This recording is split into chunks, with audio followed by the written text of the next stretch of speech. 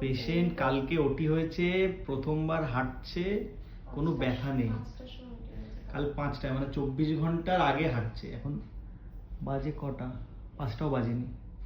হাঁটছে, কোনো ব্যথা নেই।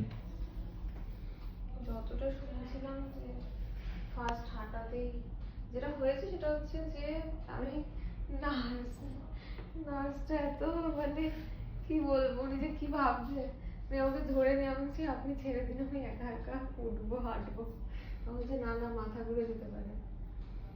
না, আমার কিছুই হচ্ছে না।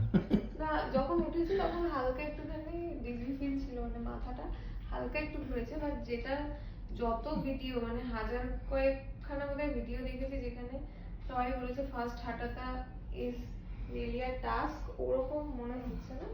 একটা অপারেশন হলে হালকা তো কিছু থাকবে, একটা সেন্সেশন রয়েছে, বাট তেমন যে খুব ব্যথা বা কিছু সেরকম। All credit goes to doctor. হ্যাঁ, আমার কোনো ক্রেডিট নেই, আমি স্ট্রং।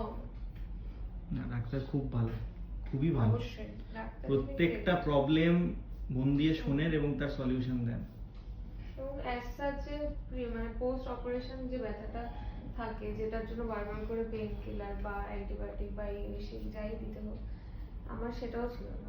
সকালে যখন নতুন নার্স এসে জিজ্ঞেস করছে কালকের থেকে ব্যথা কম তো অনেক, নাকি পেইন কিলার দেবে, আমি কোনো ব্যথাই ছিল না।